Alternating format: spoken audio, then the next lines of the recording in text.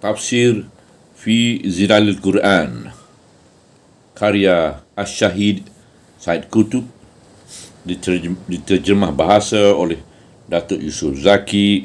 Semoga Allah memberkati beliau. Pentafsiran ayat-ayat 116 kepada ke 118.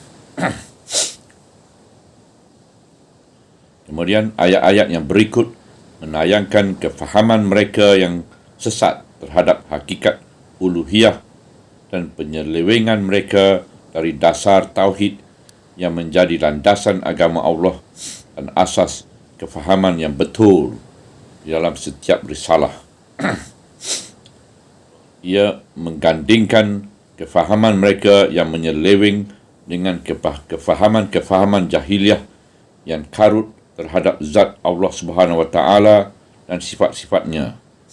Di samping menjelaskan wujudnya persamaan di antara hati kaum musyrikin Arab dengan hati kaum musyrikin dari golongan ahli kitab, serta membetulkan seluruh mereka yang menyeleweng ke arah kepercayaan syirik itu dan menerangkan landasan kefahaman keimanan yang betul kepada mereka. Dan mereka berkata, Allah mempunyai anak. Maha sucilah Allah dari anak.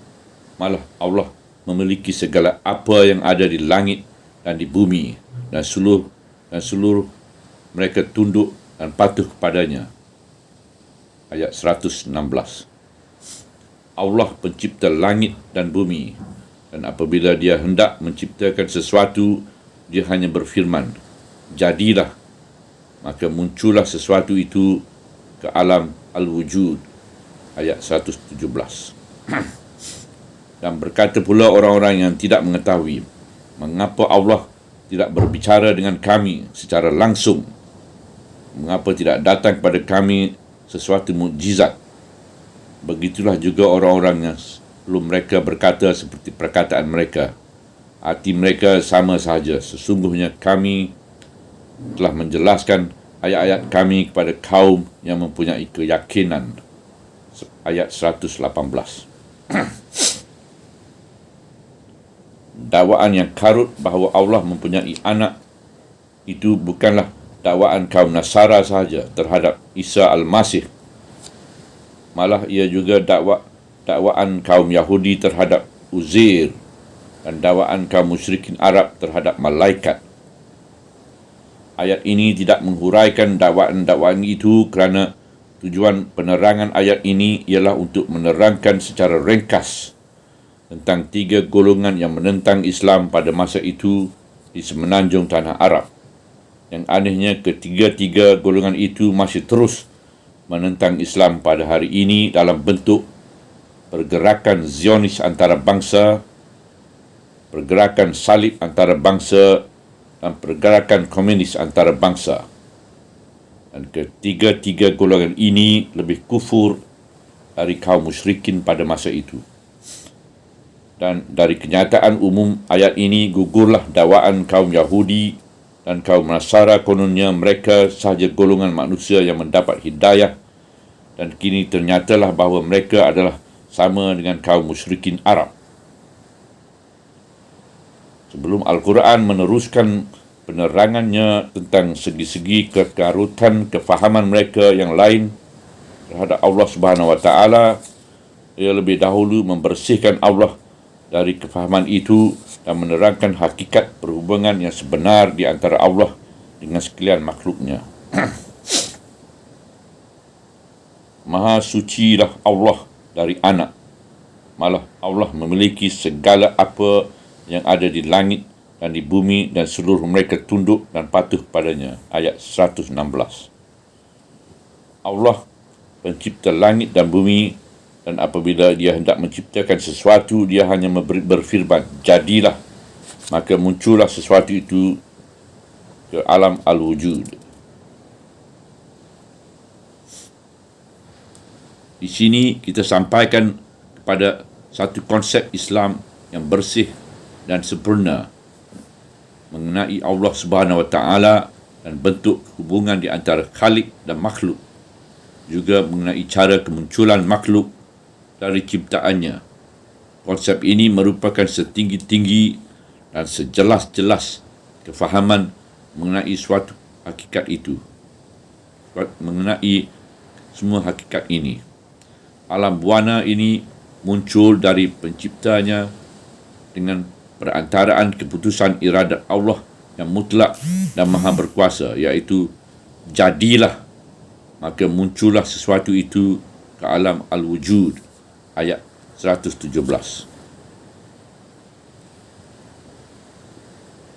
Kun fayakun melambangkan keputusan iradat Allah yang mutlak. Keputusan iradat Allah hendak menjadikan sesuatu makhluk sudah cukup untuk melahirkan makhluk itu ke alam al-wujud mengikut rupa bentuk yang telah ditentukannya tanpa perantaran kekuatan dan bahan. Tetapi bagaimana cara iradat Allah yang kita tidak mengetahui hakikat itu berhubung dengan makhluk yang hendak diciptakannya itu adalah satu rahsia yang tidak didedahkan kepada kefahaman manusia, kerana tenaga manusia tidak dilengkapkan dengan kesediaan untuk memahaminya. Dan mereka memang tidak dilengkapi dengan kesediaan untuk memahaminya kerana ia tidak diperlukannya dalam menjalan tugas yang diserahkan kepada mereka, iaitu tugas memerintah dan mengimarahkan bumi ini. Bagaimana manusia dikurniakan Allah dengan kudrat kuasa sekadar yang membolehkan mereka untuk membongkarkan undang-undang alam yang berguna kepada mereka di dalam menjalani tugas-tugas mereka. Begitulah juga Allah menyembunyikan dari mereka rahsia-rahsia yang lain yang tidak ada hubungan dengan tugas khilafah mereka yang agung. Pendapat-pendapat falsafah hanya berkelana dan meraba-raba di dalam kesesatan tanpa pedoman apabila ia cuba membongkarkan rahsia-rahsia ini dan membuat berbagai-bagai andaian yang terbit dari kefahaman manusia yang tidak disediakan untuk bidang ini. Mereka sama sekali tidak dibekalkan dengan alat-alat yang membolehkan mereka mengetahui dan meneroka bidang ini. Oleh sebab itulah, hasil-hasil andaian itu kelihatan lucu walaupun ia dibuat dalam tahap yang setinggi-tingginya. Ia kelihatan begitu lucu hingga membingungkan manusia sebagaimana pendapat itu boleh terkeluar dari seorang ahli falsafah. Semuanya ini disebabkan oleh kerana ahli-ahli falsafah itu cuba keluar dengan kefahaman dan pemikiran manusia dari tabiat kejadiannya dan membawanya keluar melebihi batas keupayaan yang ditentukan kepadanya. Oleh sebab itu, mereka tidak sampai kepada sesuatu pendapat yang boleh diyakini dan boleh dihormati oleh orang yang berpegang dengan kefahaman Islam dan hidup di bawah naungannya. Islam telah menyelamatkan para penganutnya yang beriman kepada hakikatnya dari berkelana dan meraba-raba di dalam kesesatan yang tidak berpandu dan dari melakukan percubaan-percubaan yang gagal dan tersalah jalan dari awal lagi. Apabila setengah-setengah ahli falsafah Islam yang terpengaruh dengan gema-gema falsafah Greek khususnya cuba mendaki tangga ahli falsafah itu, mereka kembali membawa kefahaman yang berbelit-belit dan bercampur aduk sebagaimana yang dilakukan oleh guru-guru mereka, ahli-ahli falsafah Greek. Mereka telah dimasukkan di dalam pemikiran dan kefahaman Islam pemandangan-pemandangan.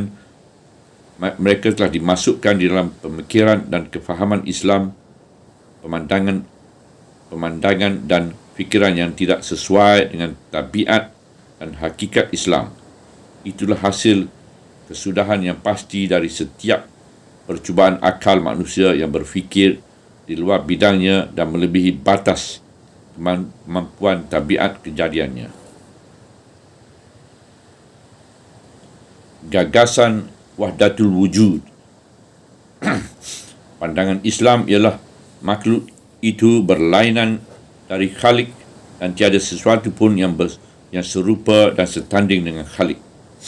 Dan dari sinilah tersingkirnya dari kefahaman Islam gagasan wahdatul wujud, iaitu kesatuan atau persamaan kewujudan.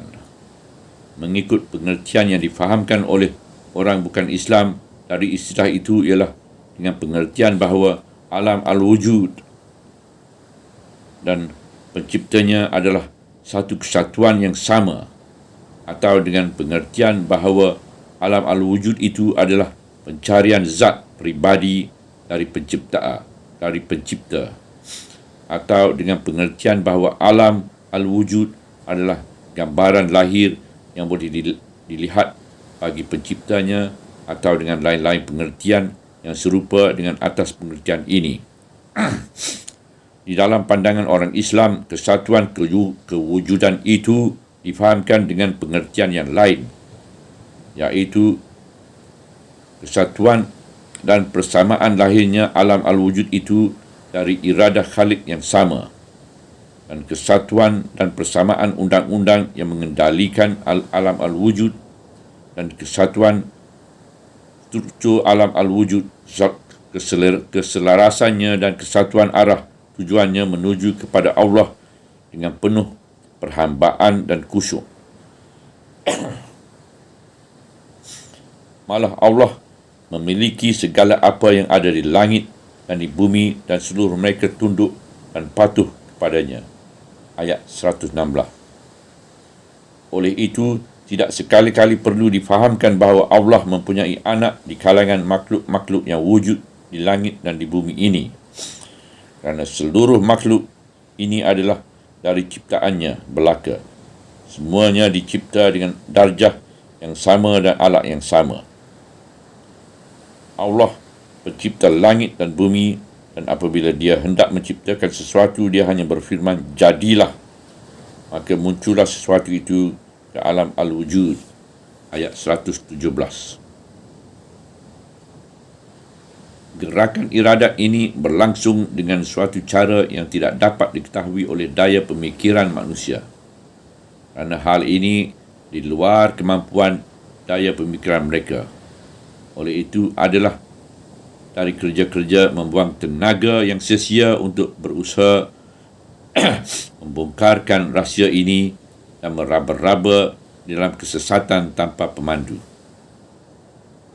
Setelah selesai membentangkan perkataan kaum ahli kitab yang mendakwa bahawa Allah Subhanahu Wa Taala mempunyai anak, dan membetulkan serta menolak dakwaan itu, maka diiringi pula dengan perkataan kaum musyrikin yang sama buruknya dengan kefahaman kaum ahli kitab. Dan berkata pula orang-orang yang tidak mengetahui mengapa Allah tidak berbicara dengan kami secara langsung, mengapa tidak datang kepada kami sesuatu mukjizat. Begitulah juga orang-orang sebelum mereka berkata seperti perkataan mereka. Ayat 118. Yang dimaksudkan dengan orang-orang yang tidak mengetahui di sini ialah orang-orang Arab yang ummi dan musyrikin, kerana mereka tidak mempunyai apa-apa ilmu pengetahuan yang diambil dari kitab suci. Mereka seringkali mencabar Nabi SAW supaya Allah berbicara dengan mereka secara langsung atau menunjukkan kepada mereka sesuatu mukjizat dan mukjizat-mukjizat fizikal. Tujuan perkataan ini disebut di sini ialah untuk menyatakan perkataan itu disebut untuk menyatakan bahawa segolongan manusia sebelum mereka, iaitu kaum Yahudi dan lainnya, pernah membuat tuntutan yang seperti ini pada nabi-nabi mereka. Misalnya, kaum Musa telah menuntut hendak melihatkan Allah secara terang-terangan. Mereka juga degil menuntut mujizat-mujizat yang luar biasa.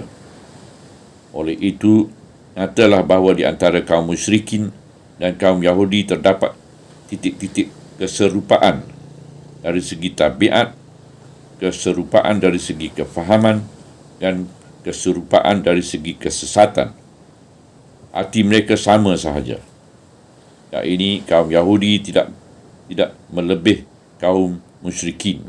Hati mereka sama sahaja dari segi kefahaman, kedegilan dan kesesatan. Sesungguhnya kami telah menjelaskan ayat-ayat kami kepada kaum yang mempunyai keyakinan. Ayat 118. Orang yang mencapai keyakinan yang mantap di dalam hatinya akan menemui bukti keyakinannya di dalam ayat-ayat itu dan akan menemui ketenteraman hatinya pada ayat-ayat itu.